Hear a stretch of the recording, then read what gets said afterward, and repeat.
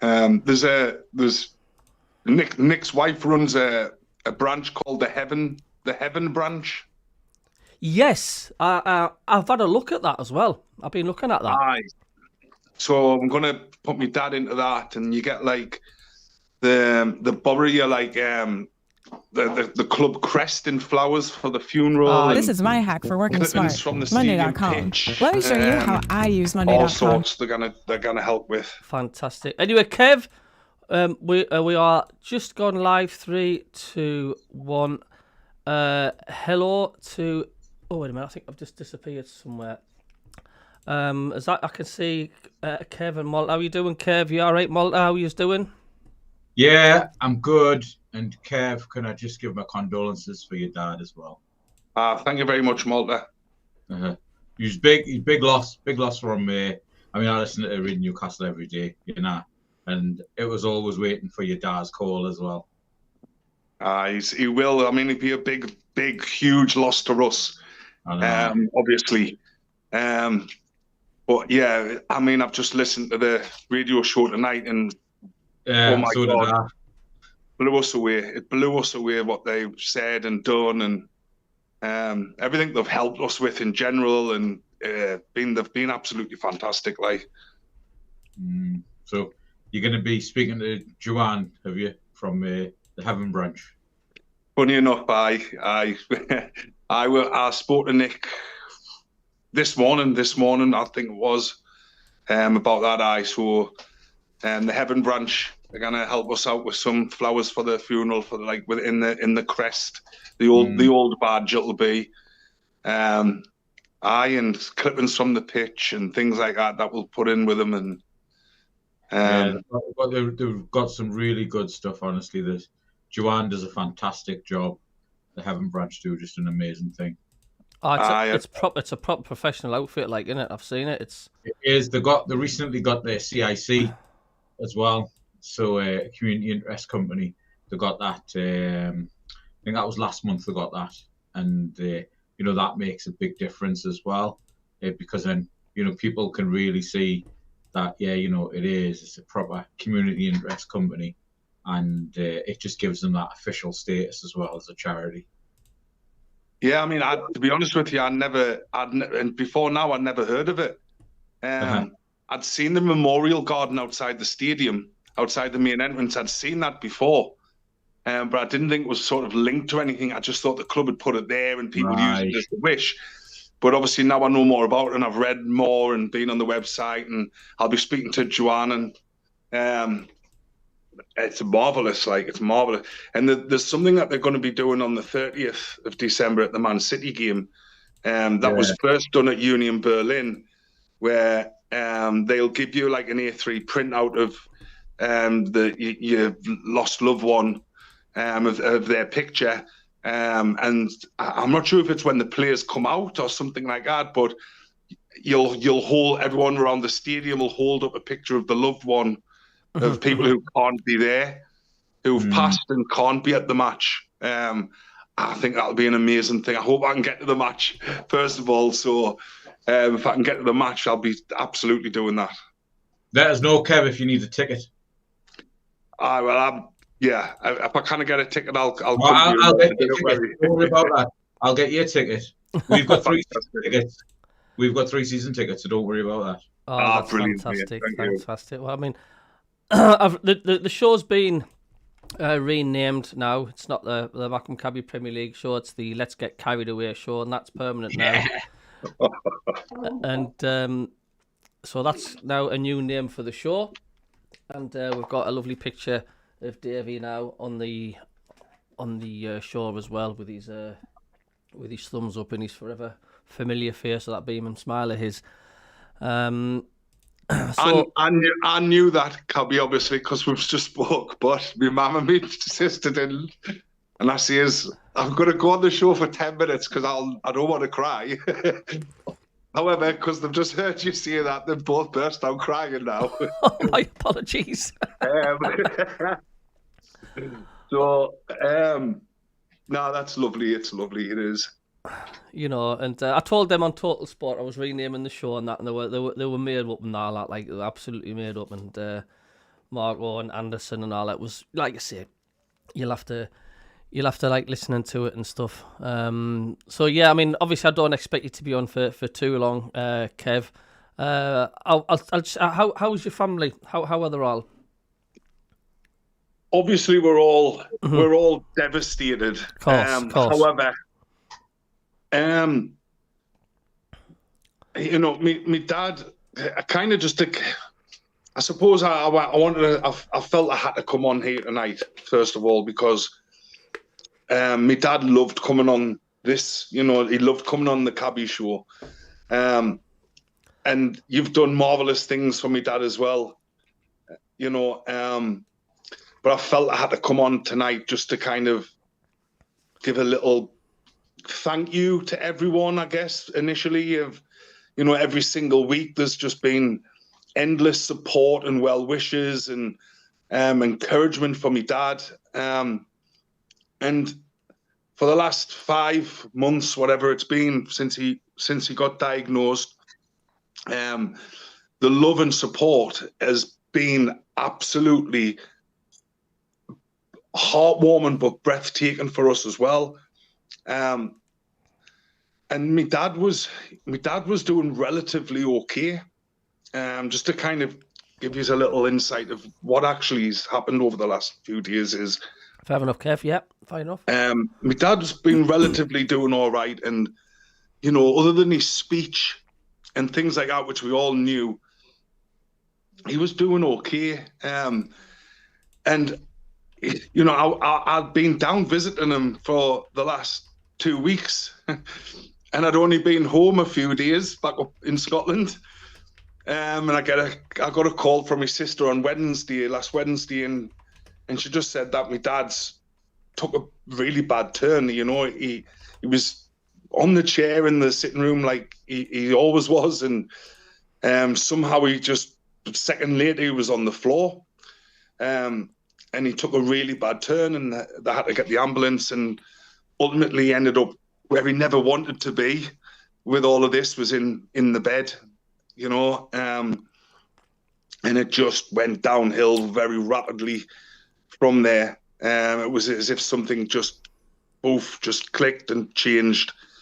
So he had all the family there from that moment, from being in that bed on the Wednesday all the way to his passing on the Sunday morning.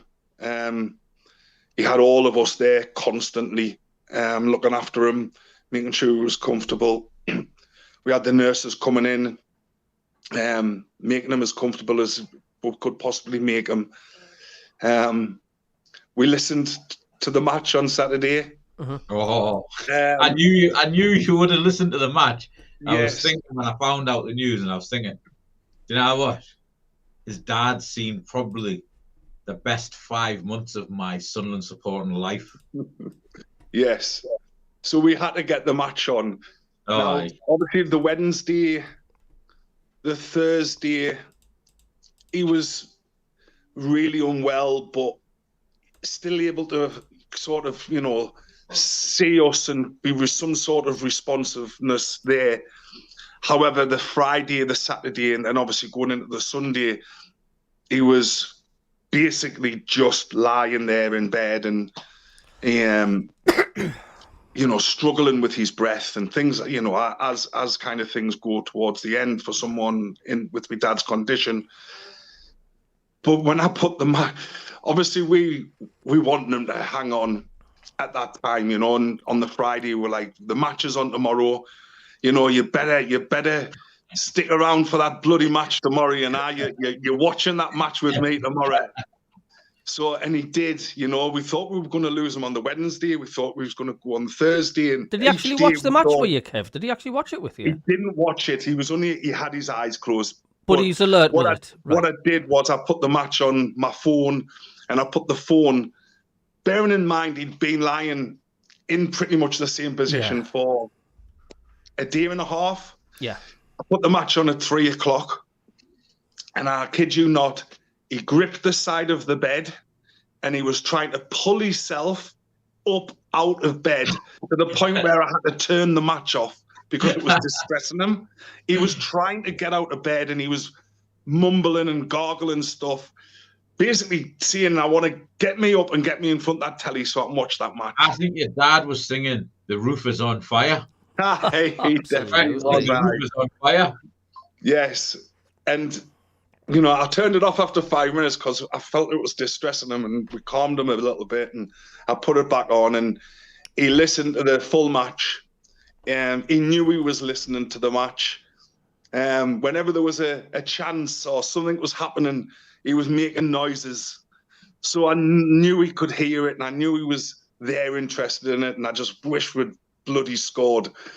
That would have been great. But yeah, so we got the match on Saturday, and then unfortunately at 5 to 6 on Sunday morning, he took his last breaths and he went off peacefully. He did go off peacefully. I'm going to tell you a little story because it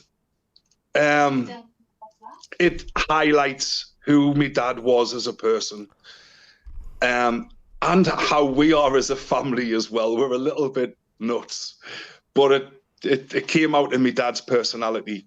Now, you all know who listen to this show who my nana is, obviously, Gladdy. So Gladdy was there as well, obviously, you know, and there was myself, my mum, my sister's husband, and my nana. That's who was there around his bed the whole time. And my sister's, she's been absolutely unbelievable caring for my dad from start to finish. And you know, like it wasn't nice. I'll tell you now, it wasn't nice seeing my dad in the state that he was in and kind of coming towards that end. And as he was kind of, you know, my sister knew when it was minutes away, basically. So it was 5 to 6 in the morning. I jumped and, you know, grabbed me nana and, you know, Nana, you need to come now. And the night before, I'd been talking to my mum in the sitting room, and we'd asked me nana if she wanted to go and see my dad in the chapel of rest, and she was like, no, I don't want to do that. And we're like, well, why? You know, he's going to look a lot better than what he does now. And she went, well, I'll tell you why. It's because I feel like when I see people in that chapel of rest that they're going to jump out at us, they're going to jump and you know, go, rah. And we're like, dinner be daft. You know, he'll look at peace and he'll have them all looking beautiful for you, Nana. And she was like, no. So, and then, you know, the Gemma gave us a shout and she said it's time. And so everyone's kind of around me dad, and my dad was, you know, literally taking his last breaths, and we thought he'd gone, you know, we thought he'd passed.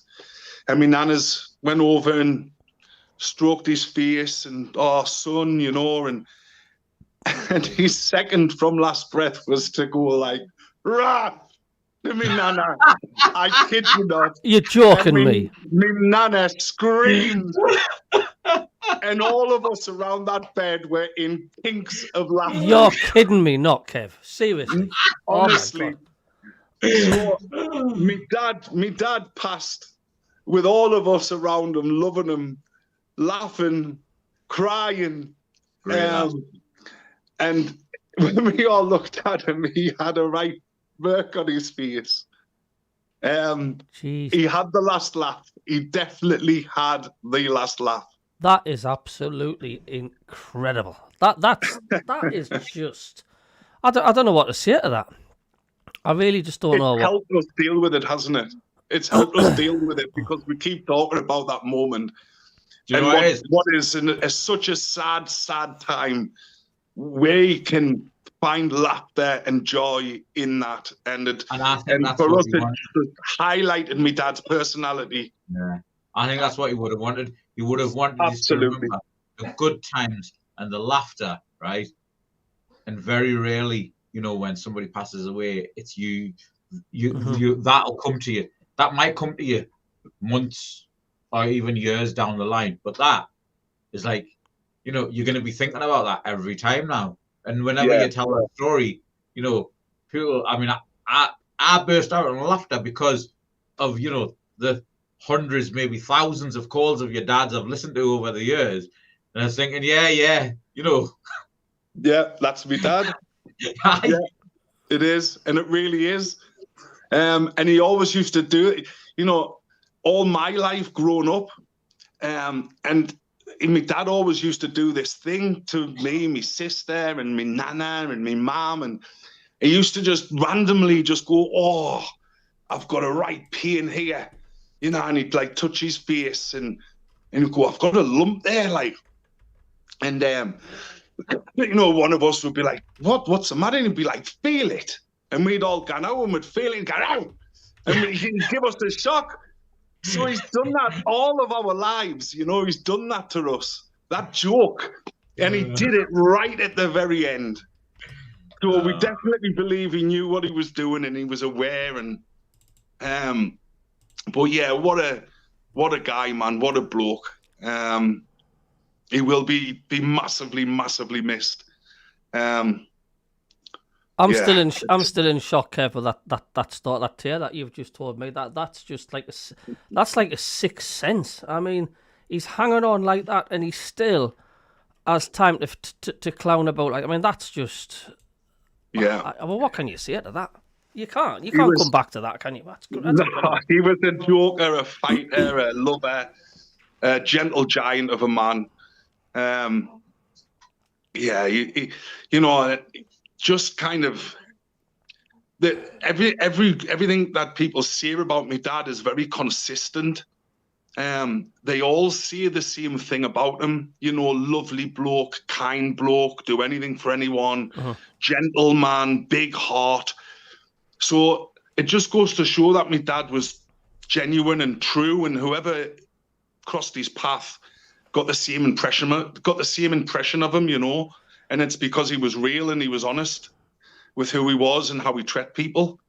And how ironic, Kev, I says to you, didn't I, in the message, I says, tell your dad, I says 0-0.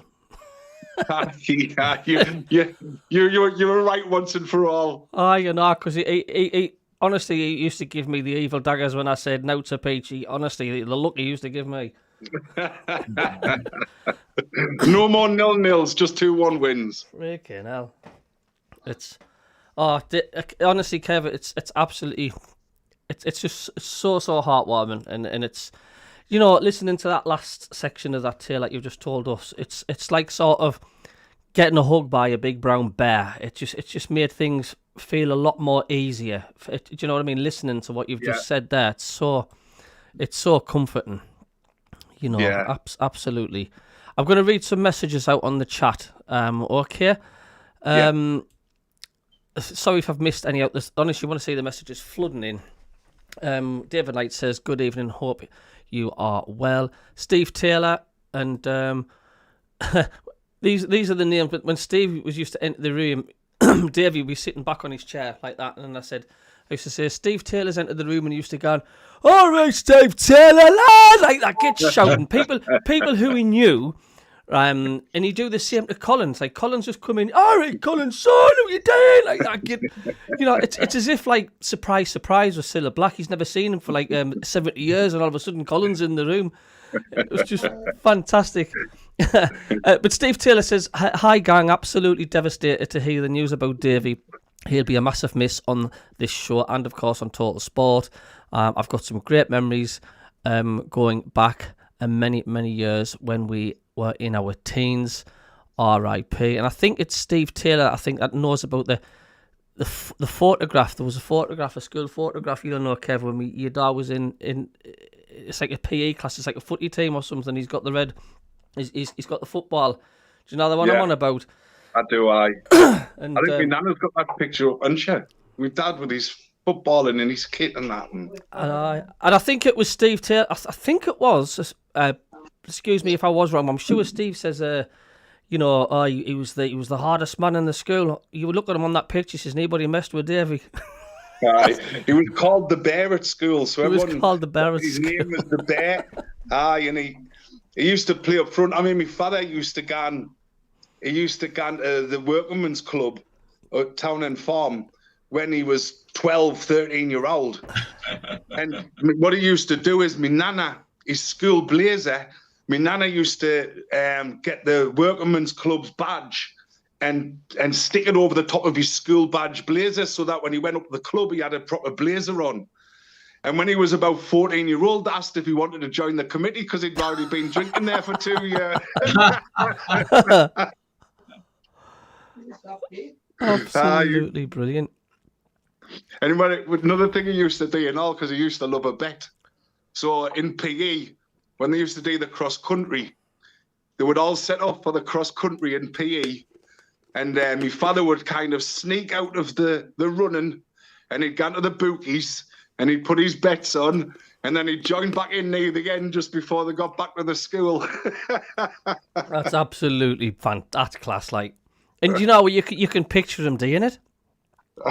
Yeah. Even when the video snippets you were taking going down to Wembley, Kev, he's on his phone, isn't he? He's on his phone, with the bets and whatnot. Getting his bets on. Class I.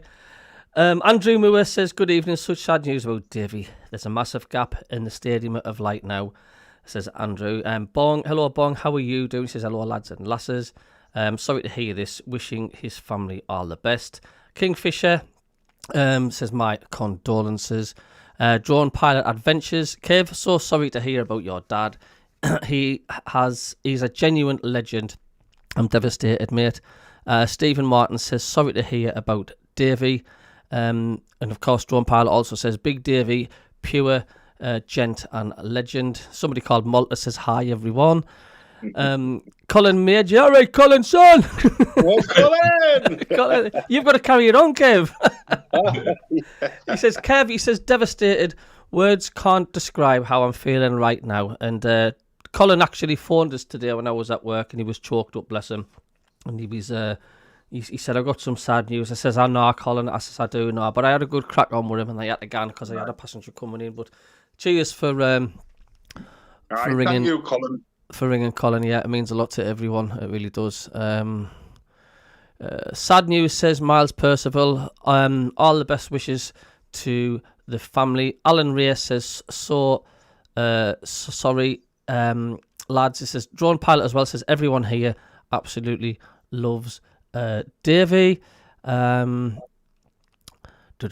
says, we should be thanking you, Kev. He says, your dad was great crack on the show, mate. He says, great knowledge of Sunderland AFC and so funny. Condolences, Kev. Darren Robertson says, condolences to Kev and the family. Davey will be missed. Janet says, Davey deserved all the love sent to him. Condolences to the family. I wish you all strength and bear it. Condolences, Kev, so sorry, says Brian Hughes. And he also says, I loved listening to your dad. He will be missed by all. What a legend, says Kingfisher. Steve Taylor says, that story of Kev sums up Davey to a T. Always game for a laugh. James Humble. I read Kev, James here. Met your dad for the first time over Wheat Chief. What a bloke. He was gentle giant. We went to Turkey with you, Ma, and lovely down-to-earth people. Sending my condolences, mate. Janet says, I am happy Davey got to see Sunderland promoted to the Premier League. His day out was fantastic. I tell you what, he's some celebrity, your dad, isn't he? He is, My God. And you know what? He absolutely loved it. You know, like we've just said there before, you know, like he would have absolutely loved what they've just done on the radio there, the tribute. And, you know, the things they said at the start were fantastic. But that, you know, Davey time at 10-7 when they played that with the music and obviously us hearing his voice. And what's a little bit strange for us is... You know, we've never really heard my dad's voice for 5 months, even though he's been there. Yes. Even though he's been there physically, he lost his voice 5 months ago, and we've never heard him speak. Like, he did on there. So it was amazing to hear him like he was, you know, like we kind of forgot a little bit, didn't we? We forgot what my dad sounded like until we've just heard his voice there. Yeah. Yeah, my mum's saying there, one of the dogs is here. You know, again, you know, I don't mean if we sound all down and stuff, but on last Tuesday, one of my dad's dogs had to be put down as well. So my mum, bless her, she lost one of the dogs on Tuesday.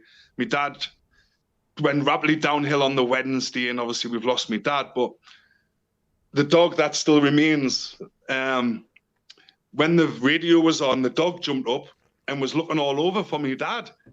It was this, the dog hadn't heard my dad's voice for 5 months and then heard him all of a sudden. So hearing his voice was lovely. The music to it was beautiful. It's right what you're saying, Kev, isn't it? Because I mean, when you had the decency to fetch your dad to my house the other day, and you could just tell, wasn't it? It's Davey, but it's not. Do you know what I'm at? It's like it's. You know, it was great to see him, and bless him, I always remember he could always keep his eyes open. He's just been to Wembley, the biggest day of his footballing life. And he kept saying to me, he's like, I want some food. You got any meat around? I want something to eat. You got out to eat? I'm starving, are you? You know. That's the steroids. See, the steroids made him hungry, but with his diabetes, we couldn't just give him anything he wanted. So the poor bloke was stuck with what he had to have, you know. So anytime my mum was out or she wasn't in the room, or it would be saying, Kev, can't get us something out of the cupboard, or you know, and I'd have to come in sneaking in, he'd have to eat it on the sly, you know. So you know, we've gradually lost my dad over the last 5 or 6 months, you know. So even sort of, you know, I watched that Wembley video of us, and we thought it was bad then, you know, like, and you're talking 3 months ago now.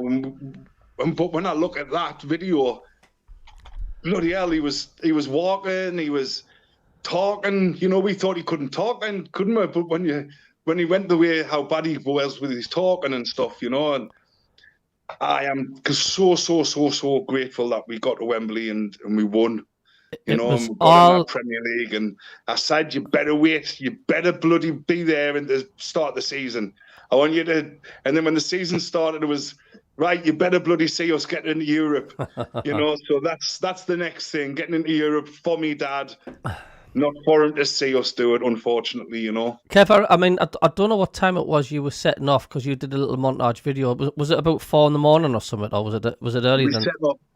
We set off at 4 in the morning, because I knew we'd have to stop a few times on the way down, and we got there at 11 o'clock. And, you know, unbeknown to me, the stadium didn't physically open till 12. So I had an hour of trying to keep my dad pacified, you know, and he was confused, and he thought that we'd missed the match because we weren't going in this stadium, and he was calling us all the twats and everything, you know. Like, it was a difficult hour for me, that 11 o'clock till 12 until we got in that stadium, put it that way. But once we were in, wow. It made us laugh, because it's 4 o'clock in the morning, it's pitch black outside, pitch black, you can hear the birds singing in the dawn chorus, and Kev's wandering around in the sitting room getting bits and bobs. He's Davey standing, right, on the footpath, the metal footpath, I think it was, leading to the car, and he's repeatedly saying, come on, let's go, go. Like a 10-year-old kid with ice cream vans outside. He couldn't wait to get there, could he? No, he couldn't. I had that all the way down. You know, I had that for 6-7 hours. How we're going to miss it? How we're getting there? You know, and he had a bloody stick that he was meant to be using, a crutch. It never touched the floor once. Not once did that crutch touch the floor. He carried it around like a bloody handbag, you know, and having us all worried he was going to fall over. But no, he just had to get there, and he had to watch it, and he had to experience it. And he definitely did do that. He did, absolutely. And all right. Rooster Coburn says, sorry to hear about Big Davey. R.I.P. Big man. Robin Hood says, condolences. Gary Hoyle says, so sorry for your loss, Kev. May your dad rest in peace. Big Davey will never be forgotten. He'll always be walking amongst us, no matter what. Hello, Scott. How are you, dear mate? But yeah, it was like, I don't know if you've seen any of the clips on my channel, and that. But one of my favourite clips, and there's quite a few, because I mean, how I got to know Davey and everybody and Kevin. That it was like everybody noticed Davey's voice. You could not notice it on Total Sport, because it was like most people, normal people, should I say, right? When they phone up the show, it was like, "Hi, good evening. How are you? Well, hello." Davey would already say that. And he'd say, like, Simon Pride will say, "And we've got Big Davey now on coming on. How are you?" And Davey would just go, "Marco!" That's all he would do. Or if it was Gary Bennett, and Gary Bennett's like softly spoken there, he would just go, "Gary, can you know, it's like I'm just imagining Gary or Marco just leaping out the seats, crapping themselves. It's like that's. And over the weeks, I kept listening to this bloke phone, and I thought, like, you know, this voice just stands out from everybody.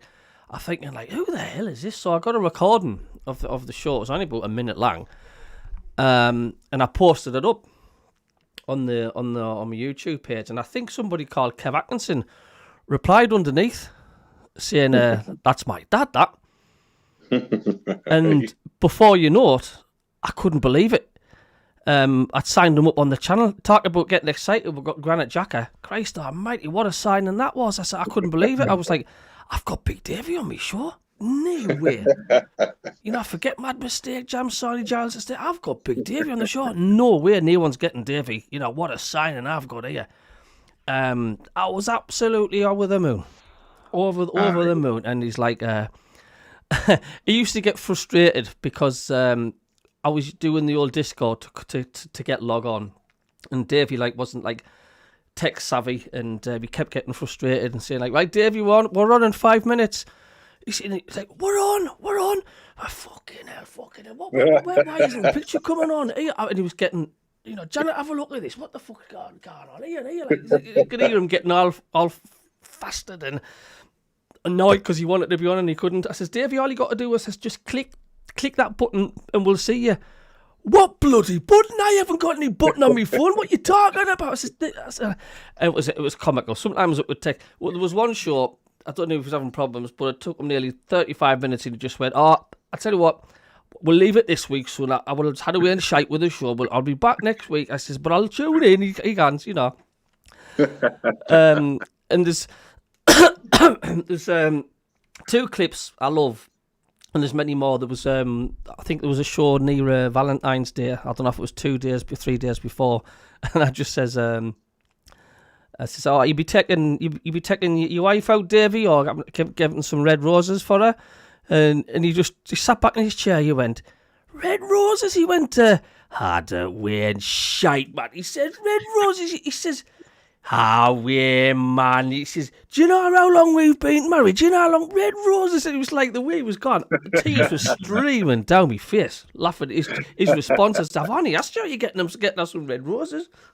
It was absolutely just class. It was Valentine's every day for my mother. And one of my favourite one is when he gets Gladys. He's like, she just appears in the background, doesn't she? I don't know if you've seen it, Malta. She just kind of comes in from the side like that. Hello. I know. Not seen that, but I'll have to look for it now. I think she talked about going clubbing or something. Davey's saying something like, "Well, hurry up because I want my tea ready for 9 o'clock," he says. And he says, "Well, I want Davey to hurry up because I want to get ready and go clubbing," she says. And it was the whole thing. And you can tell, mother and son, honest to God, talk about likeness for likeness. It was great. And I've also got a little secret as well. We've got a lad that bloke used to always come in, Pastor Alex. Oh, Pastor lad. That's me son. Is it? That's my son. That's my son Ashton, and he adores Davey. He wouldn't believe it. He doesn't stop talking about him. And we have this joke about the VPA testimonies, the way they do these these miracle things, you know, where they come up and it's just like, I've not been able to walk for 27 years, and all of a sudden, you know, he moves his hand across his head and knocks him on the floor, and then all of a sudden he gets up walking and stuff. And he's called Pastor Alex, the guy that runs it. And you know, you know them shows where they go shout Jesus and all that, and they're there waving the little hankies and stuff. And he called himself Pastor Alex, and for all them months, he kidded Davey, thinking that he was actually a pastor, and he lived in an African mud hut. He lived in an African mud hut, and I used to say, these pastors just come on the chat, and Davey used to sit back, "You're right, passed out, you dead, you're all right." and pastor would come up and say, like, "I cannot really stay on very long," he says, "because I've only got like we've still got dial up here. I'm going to repair my neighbour's mud hut," things like that. And Davey was 100% convinced that this Pastor Alex was in America and all that. Did I? My mum's saying he talked to me more about him and all. It's me son Ashton. It's me son Ashton, and he used to love it. And he says he's never met Davey, and he just says the response he got for Pastor, it was just quality. Oh, fantastic! He says, "I want." I remember he was telling Davey. He says, "I want to get the new Sunderland top, but I can't afford to feed my family. Never mind get a Sunderland top. So I'm gonna go out into the in the forest today, do some hunting, see if I can get some whatever he was." It's like, I don't know, and it was just absolutely hilarious. And this went on Malta for months, and he came on every show. Going back and watching these shows now, because this just sounds like a big, massive wind-up, but just, you had me convinced that your son, just when you were talking about this, I was thinking, so his son's a pastor? All right, okay. And when you talk about it, I was thinking, oh, his son's a pastor. Well, you never told us that. He lives in Carlisle, 7 miles up the road. He works for the council, cutting the grass and trimming. Oh, that's brilliant. I have to go back and watch them now. Like Gary Hoyle says, Ashton convinced everybody, because it wasn't just Davey, it was everybody that was on the chat. They were even saying, "Pastor, when are you going to come over to the stadium and give us a bless?" That's class. And Davey used to be. You'll see it if you look back on some of the Davey was in tears of some of the. Davey was on about a fire stick watching the footy, and he says, "I haven't got a fire stick," said Pastor. He says, "I've just got I've only got a stick to help keep me curtains up," or something like that. He says, "That's the only stick I've got." But it was class, and I'm just so pleased. I've got hours and hours and hours of footage at Davey. There's just hundreds and hundreds of hours worth. So they're always going to be there. But honestly, we've had some laughs. You'll have a laugh when you look back at it. Even Nick Barnes, I sent Nick Barnes that clip with Gladys, and he was pissing himself laughing over it. It's great to have them there to go back and see everything and watch them again. And I massive thank you. I mean, I'm not going to stay on the full show because I want you to talk about some football stuff and all. Understandable, Kev. Heaven's sake, crikey. I just want to say thank you, Stewie, for giving me dad a platform to showcase himself as well, and obviously I'm going to continue the legacy on and be on the show as much as I possibly can as well, and contributing. I'll soon be releasing sort of things like funeral dates and anything, all that sort of stuff. It will be at Durham Creme. That's where it'll be at. Yeah.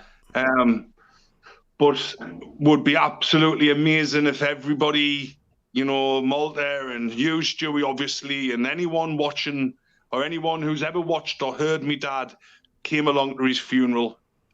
Would be absolutely fantastic. It looks to be in a beautiful setting, Kev, where I've seen it. It is, and the wake is just around the corner at the Honest Lawyer Hotel. So, I looked people at that. wanted to come and stay overnight. they can stay overnight because there's hotel rooms there. But it would just be fantastic to see a load of people at his funeral, because he loved the attention that all this brought him. Let's put it that way. He loved it. You know, it put a massive smile on his face, you know. So, aye. So I'll sign off there for tonight. Aye. Before you go, Kev, I'm just going to read a couple of messages, mate. I don't want to. Yes. It's not too many, mate. Honestly. Colin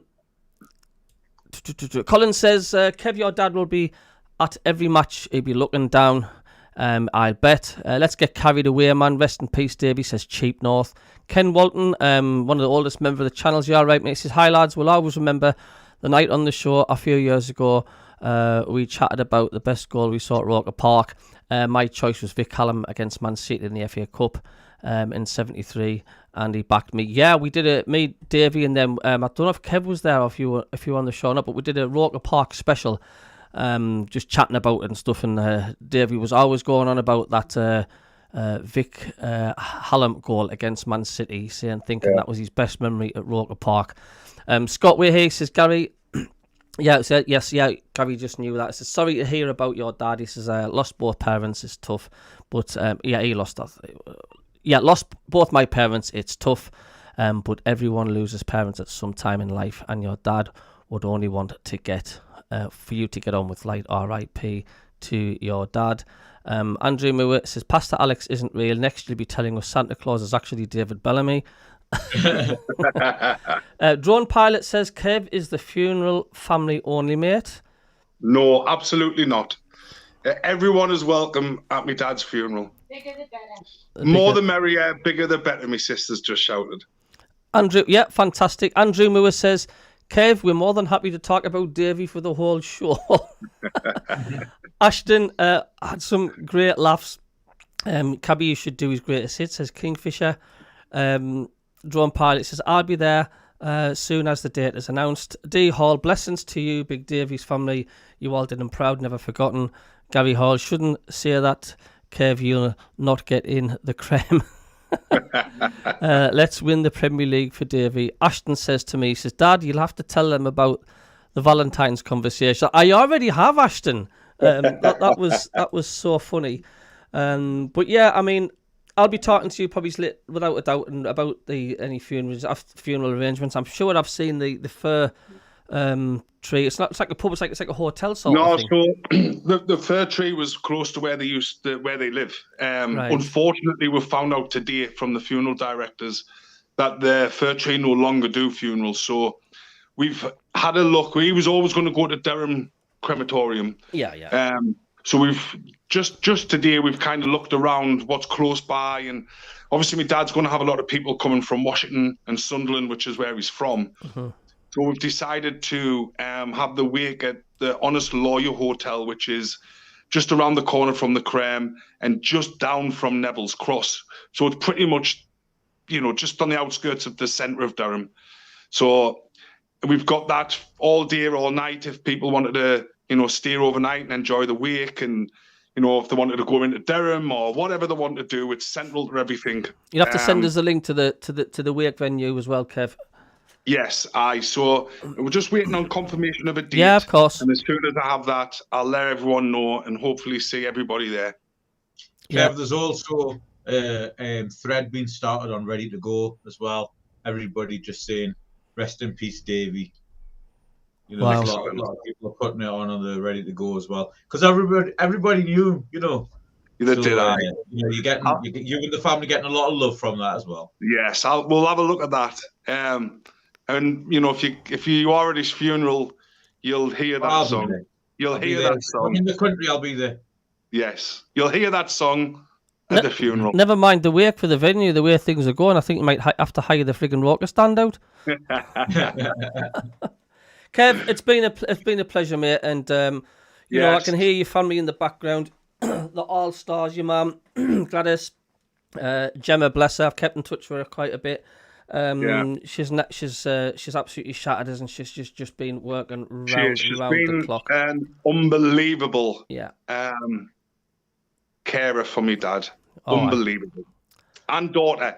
She's been an unbelievable daughter to me, Dad. Because she's a daddy's girl, she's shouting. And that'll always be. But prediction for Villa, 1-0 to Sunderland. 1-0. Well, I think it's going to be 2-0. That's conservative for me because I usually see a 5 or 6, but I'll go 1-0.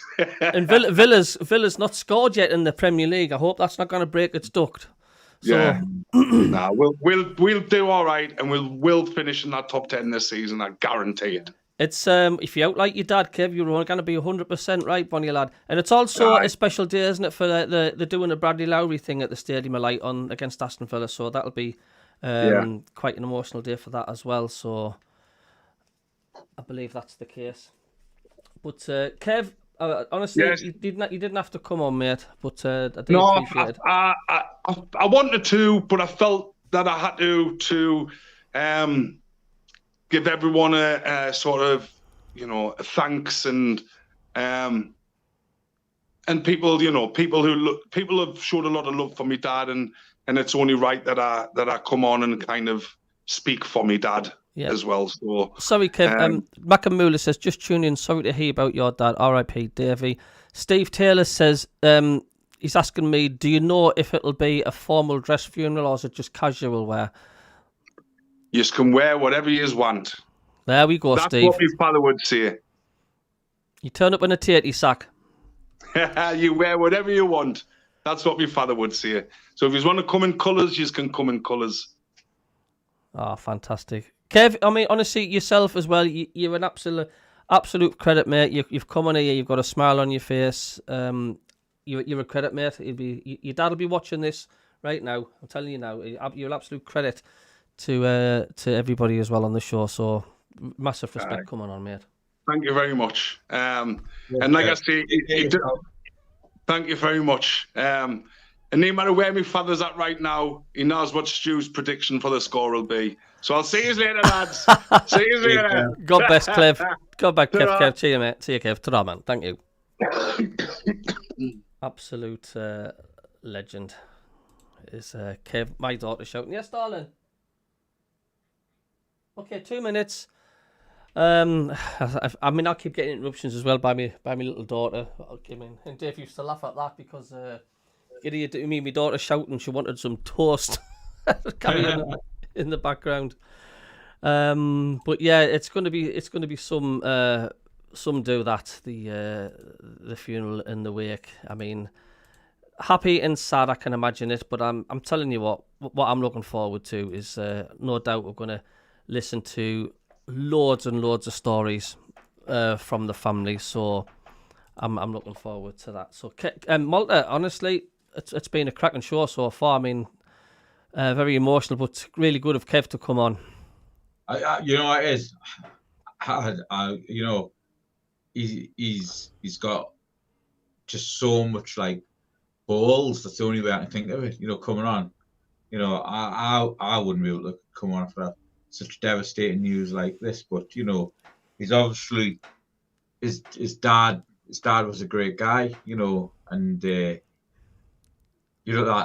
that trick that he pulled on them to have them all laughing just at that moment before he passed away is just that's absolutely incredible. I mean, his last breaths and he does that. It's like, that's unbelievable. Jilly, sorry to hear of Davey. Thanks, Jill. Very good of you to pop in, sweetheart. Hope you are doing all right. Stephen says the way Villa is playing, and especially with us playing at the Stadium of Light this weekend, I'm going to say we'll roll over 4-0 win. It's kind of hard to talk about football. I was on Total Sport tonight. If you're finding it hard to talk about football, Cabbie, you know me. That's all I do is talk about football. Aye. Right? Robin Roofs. For me, after Granit Xhaka, the most important signing Sunderland have made this season. He is just like, he's not just an upgrade. He is playing a different level of football to whatever Pato is playing, could ever play. I love Pato, those saves he did in the final and everything. And this is only Roofs' second season of men's professional football, right? And you know, famous Dutch goalkeepers, internationals of the past, have said he is going to be the rock for the Netherlands. You know, and they're already talking about he's going to be challenging to be the number one goalkeeper in the World Cup for the Netherlands next year. You know, the roof is on fire. By the way, I will say to everybody, I started that chant as soon as he signed. I started singing "The Roof is on fire." I was singing it before the game started, against what do you call it? Against God, you know what it is? Because the international break's been insisting. Who did we play first? We played West Ham first, right? So Malta, I've been singing "The Roof is on fire." Malta, just give us a second, mate. I'm just gonna say to me daughter, I'll be back in literally 20 seconds. Just have a bit banter, mate. There's loads of people listening. Yeah, I will do. So so everybody in the comments, right? You know, we have had good goalkeepers in the past. If you remember, we signed what do you call it? We signed Gordon, and that was at the time a £9 million record for a British goalkeeper, and that's like going back 10 years when we got promoted last time. And no, it's longer than 10 years. But Roofs, and we've got him for nothing. £10 million in the Premier League, 10, 11 million pound. It's just like, you know, where I sit in the North Stand is in U31, so it's like it's right behind the goals, just half of the way up. So I've got a great viewpoint of the goals, and you know, I'm not fearful. You know, I know that he's got the agility, he's got the temperament, he's got the attitude, and just the way Granit Xhaka is just marshalling the entire team. He does not shut up that lad for the whole 90. Well, it's not 90 because, you know, us, we're always to the end, you know, the 95 minutes. Granit Xhaka, he's telling everybody, do this, do that. You know, he was coming back against Palace and playing as like that third centre back as well. He was playing as a 6, you know, deep CDM, centre half, you know, and Roofs' double save. I don't know if it was just me getting flashbacks of the Monty save against Leeds in the 73 Cup final. But the agility is just great. Like, Andy, yeah, right on. We've got an absolute gem. We'll have, you know, he's only behind Donnarumma in the Prem. Do you know what? I'm dreading, right? Is that he is going to have such a great season for us, and he's going to be, you know, he's going to be doing things which, you know, they say a good goalkeeper is worth a hell of a lot of points, right? He stopped 7 goals against Palace, right? And to those oldies before us, yeah, we had Chris Turner, we had Shea Given, and we even had people like Vito. Vito was a great shot stopper as well, Andy, right?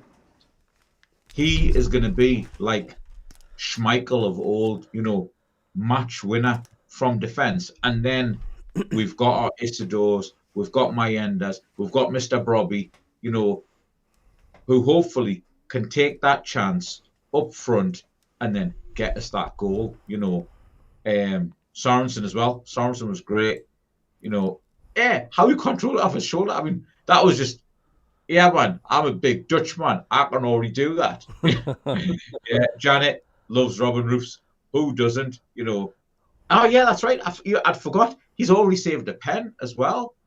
You know, CABBIE is like, you know, like I say, the second most important signing we have made this transfer window. It's massive there. I do appreciate you holding the fort there. All right. But yeah, it's the more I look back at it, it's just quality. And you know, when I first looked at that shoulder incident, I thought the jammy sword, but he hasn't. He's done that on purpose. Yes. You know, it's like, so let's talk about Villa anyway, right? Villa have not scored a goal. They drew the first game, the Mags 0-0, and then they've lost against Brentford, who we've beat. They lost against Palace, who we drew with, and then they drew against Everton. You know, their strikers, I've not been looking at their XG, but you know, it's not looking good for them, right? And they're having that, hopefully they're having that fallout from getting into Europe last season, missing out in the Champions League, and then now they, you know, because their manager's amazing. The Villa manager's amazing. Gary, I'm based in Bolden Colliery, originally from South Shields, and season ticket holder. I've been going since '87 to matches, Shields branch, when I used to travel with the Shields branch. And I'll still be getting to some of the away matches this season with the Shields branch. I was just speaking to our kid last night. So I'm not scared of Villa. I think with the roof being on fire, and I mean, again, our defence, you know, Alderete and Mugheli, Incredible. Right?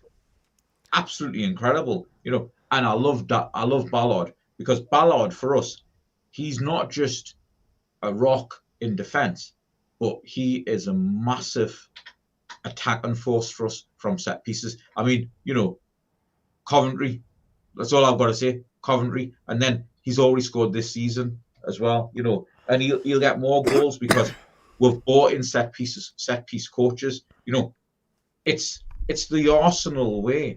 Whenever Arsenal get a corner, they're the highest scoring corner takers.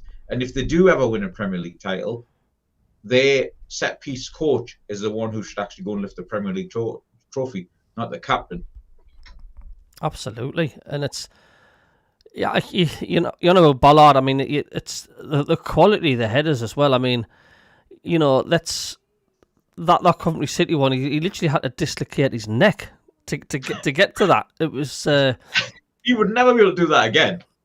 That was unbelievable, and that header had a bit of a Gordon Armstrong against Chelsea Roker Park feel of it. The way he leaped and just placed it. I was like, that was just lovely, wasn't it? Gordon Armstrong, what scenes! I remember the radio, and obviously I was there. Do you know, I was living up here at the time.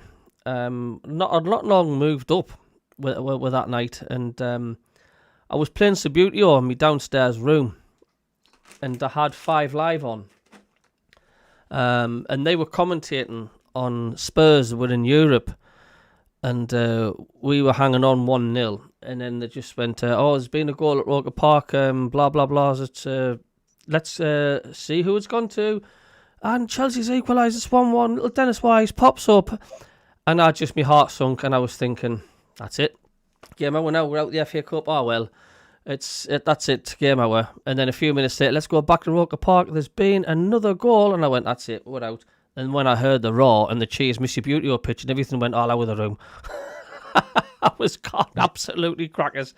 And you don't have to be at the stadium to feel it, do you, Mal? It doesn't matter where you are. No, it's true. It's true. But you know, back to Villa. Fast forward time. I mean, slowly, Sunderland are starting to sort of blend into the Premier League a bit, aren't they? It's like we're thinking we're going to be whipping boys and that, but the way we've played the last few games, you can't tell the sides apart. I mean, we're not going to be whipping boys. I mean, look, we don't have the right to bowl Villa over. We've got to be on the ball for every game, because I don't think Villa will be where they are come into the season. Mark my word. I think Villa are a very good footballing side. And if we're not on the ball, they'll punish you.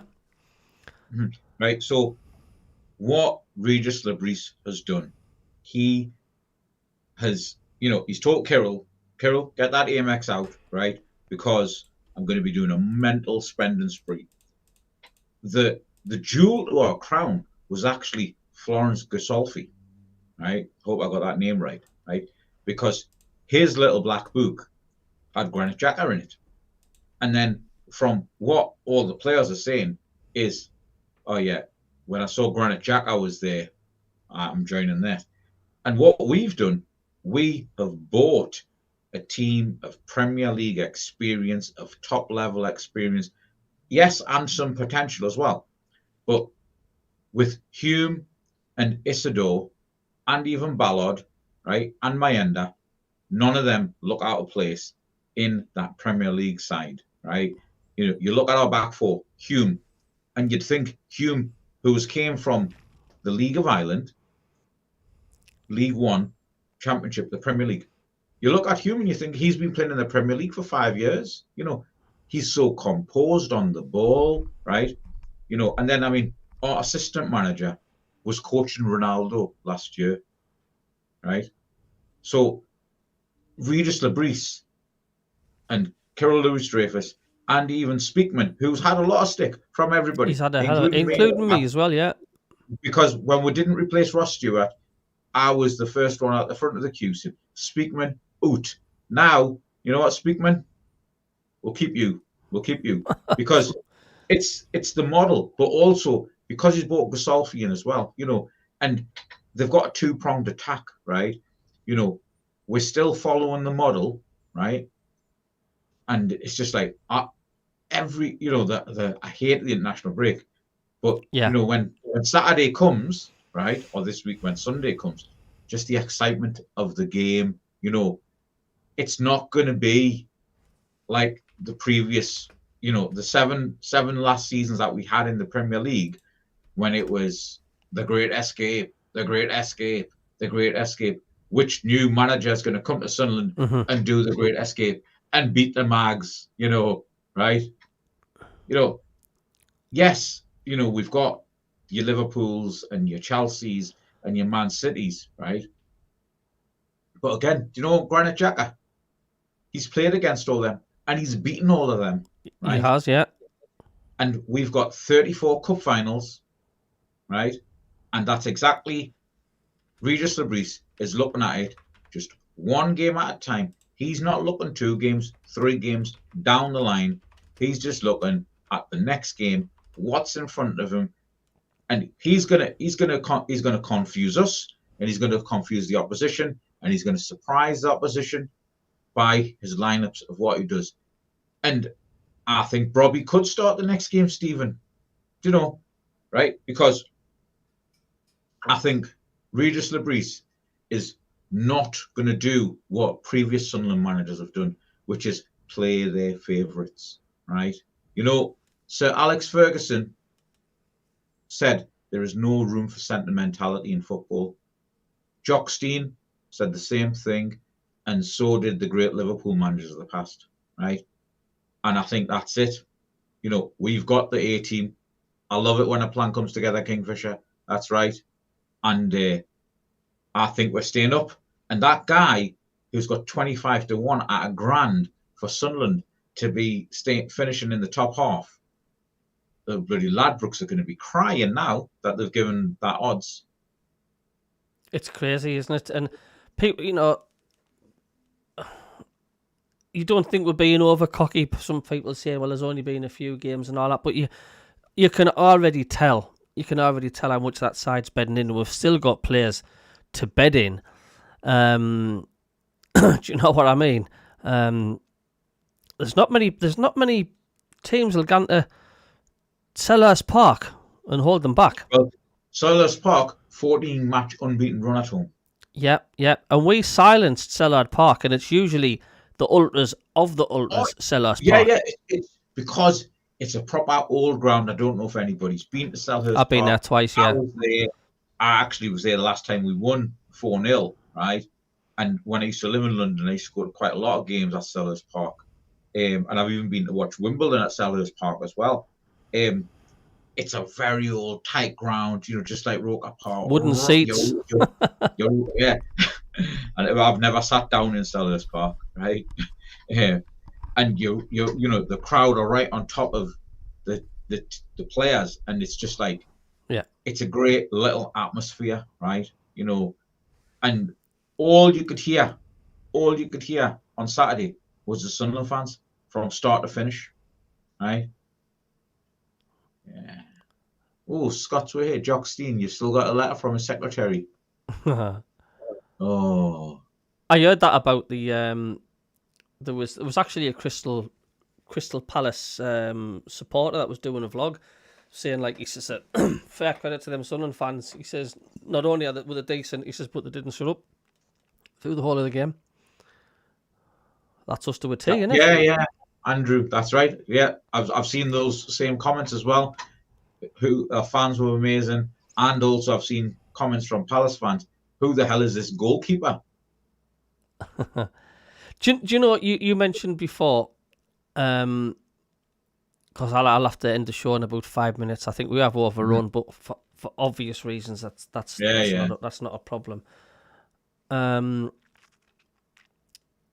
It's so nice to have a manager that's settled. You know, how many years did we go through manager after manager after manager, and it was absolutely doing me head in. Same with players. Every 9 months there'd be a new manager. Oh, you know, but it seems to be like the hierarchy's all happy to stay together. Players actually want to come to Sunderland. Players are wanting to sign new contracts. Do you know what I mean? If we do become successful, the biggest test is keeping hold of Regis Labrie, keeping hold of Roofs, and that's what destroys clubs. It's like you're just not allowed to grow any bigger in the Premier League because the cartel clubs come in and put another 2 zeros on the wages, and you can't compete with that. And I just think it's unfair. You know what I'm saying? It's like how can you build unless there's a wage cap comes in? That's the only thing that can stop it. But that's going to be tricky in it, Malta. If we do really really well, I mean they'll be circling Roos and Regis Labrie like a hawk, won't they? Yeah. Oh yeah. They will. Well, apparently, there was already a Premier League club who was thinking about getting Regis Labrie after the playoffs. Yeah. Mm-hmm. Aye, it's but we're just gonna have to live the moment and enjoy when we can. I mean, the only frustrating thing is being in the Premier League is for my channel and that I'm not allowed to show, or anybody's not allowed to show any highlights. So I did like a I don't know if you have a look. I did like an analysis video. It took us ages to do, trying to like describe the goals and what we did and how we were going on about it. And I was using these like little have a look at it. You'll see it, Malta, and it's like you can't even use pictures to describe the match because if it's anything to do with the Premier League, YouTube will have you. I mean, it's that strict. Premier League logo, they'll have you. Yeah, that algorithm gets you that, and you'll get defunded or whatever it is. Demonetized. It is, yeah. Demonetized, yeah. You'll get demonetized. You've got to be so careful. But yeah, that took us ages doing the analysed video and all that. Like, but I thought, like, well, how can I show the highlights and go over the analysis of the match without actually showing the match? You laugh when you see it. You enjoyed it, Kingfisher. But we'll have to end it there. And it's been a very emotional show tonight. I don't know if you did. I don't know if you listened to Total Sport tonight, Malta. But I did. I listen to it every day. Aye, it was good, wasn't it? It was. You know what it is? It was really good. I've posted a link in the comments to today's Total Sport as well. If anybody missed it and they want to find it, you can just click on that link and that'll take you straight to the show on BBC Sounds. Absolutely. That's a good idea, Bong. An analysis next time with Subbuteo or CABBIE. Do you know what? I might actually even take you up on that. Seriously. But yeah, it's been crackers like. But I mean, yeah, them at Total Sport. I mean, what a great bunch of folks on there. Like the way they welcome Davey in and all that. And it's weird. It's been a strange few weeks, to be quite honest with you. But I do appreciate you coming on, Malta. So you got your little Mackem shop in the corner. I will next live stream. I will get the proper picture put up without that timestamp on. I forgot to do that today. Right. But before we go, do you want to just tell them about the shop? Carry on, Malta. Yeah. So the Mackem shop, the website is mackem.shop. Give us a follow on Instagram at Mackem Shop. Our Facebook is facebook.com/Mackem Shop. And this is one of our new products, the Mackem Polo T-shirt. And we just sell Sunderland stuff, that's all. Designed by me. I also sell some official merchandise as well. And it's just, it's just something different. Sometimes there's things that the club don't make. And I've supported Sunderland since Ferreira Scott. I've been going since '87. Roker Park, underneath the S. When we're demolishing Roker Park, I actually tried to buy the S and take it home. And they said, they're going to put it in the new stadium. And then I was like, when they were building the new stadium, I was trying to get it stolen, but nah, they've got it in Quins now, I think. I was wanting to get something for one of the floodlights because I was obsessed with the floodlights at Roker Park. I don't know why. I think it's because that's how it got us hooked with Sunderland, because the floodlights at an old stadium are such a big focal point to the ground, aren't they? That you can see them for miles around. Doesn't matter where you are in Sunderland, you could see the Roker Park floodlights. And I lived at General Havelock Road, Ford Estate, and that was a good 6 or 7 miles away from Roker Park, but I could see the floodlights from my bedroom window, and I was just obsessed with them, because like this is before I went to any game. I was like, what's going on in there? What is going on? And when the matches was on, I could see the floodlights and the beams going down, and I would have. It sounds mad, but I would have loved to have love one of the light bulbs or something from one of the floodlights, because that's my memory of like Roker Park. I first started to get hooked on it. It's just mad. I remember at Roker Park when the floodlights used to come on a dark, dingy afternoon. They used to make like this noise like that, and all the birds used to fly off the floodlights. They obviously just used to shit themselves, didn't they? And you just saw see hundreds of birds. I don't know whether they were starlings or whatever, but I used to always remember that buzzing noise they made. And they turned like a right turquoise blue as they were getting warmed up. It's just, I miss that. I miss them sort of things. Do you know what I mean? I actually used to walk from South Shields to the match. Did you?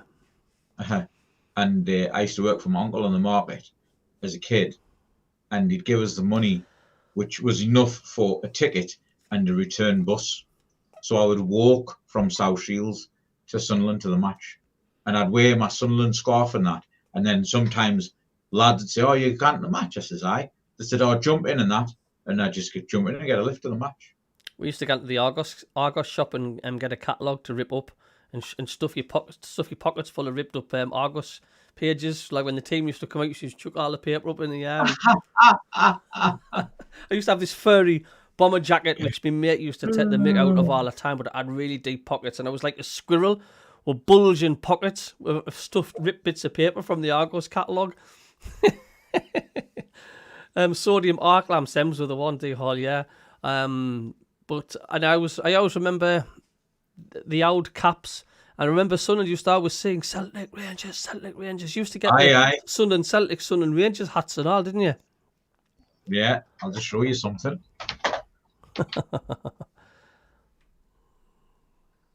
Oh, brilliant. I used to always tie my scarf around my wrist as well, walk it with it off my wrist. That's for you and me, Scotty. Let's have a look at this. Oh, nice one.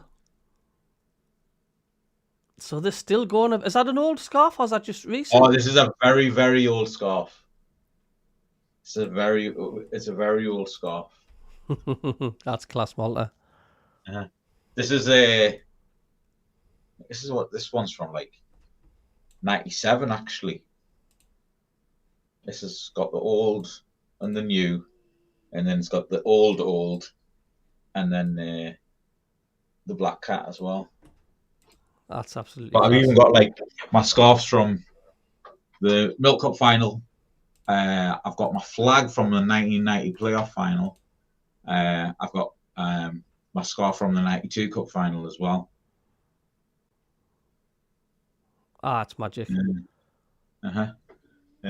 And I've got loads of like Sunderland memorabilia because obviously I'm just a crazy Sunderland fan. I think I spotted you years and years ago. I was in the Nag's Head pub. It's when we were playing Millwall in the FA Cup semi-final at Old Trafford. You were there, yeah? Oh, yeah. I'm sure Sky Sports cameras panned into the Punjab. I'm sure BBC, ITV, we were on literally every channel. And you know the pictures from that day, like They I put zoomed it down into you. here. I'm sure it was you in the Punjab Army they zoomed into. It was me, right? And I mean, I still I got contacted the other day actually from a media company. They're doing a program. You know what it is? It went into my spam. Something Bear Media. And they want us to come on a show as well, a Premier League show. But yeah, like I say, the Punjab Army, we've been going for years. Me and our kid, we've been going home and away since like '87. He actually started going in '84. He's 3 years older than us. But yeah, the Punjab Army. So what happened was, after that, the Millwall Cup semi-final, then the FA actually put our picture in the FA charter. And then the Football League put us in the League Cup final programme of Manchester United versus Chelsea, and we were the centre spread. And then at the FA's headquarters, there used to be a 30-foot high banner of me and my cousins inside in the FA headquarters. All in our Sunderland tops, obviously. That's Sunderland fantastic. turbans. I certainly Right, are then- breathe it. Yeah, Malta, thanks very much. Thanks everybody. 2-0. I'm going for. What are you going? Oh, what am I going for? Do you know what? There's half of us say like the hoodoo always gets broken when we play a team that's got something to break, like they haven't scored so and so. But I do think this is a different Sunderland side. I really do. And if we're firing on all cylinders, ooh, crikey, I reckon it could be a 3-0, you know? Yeah, you know what it is? It could be. It could be. So we it just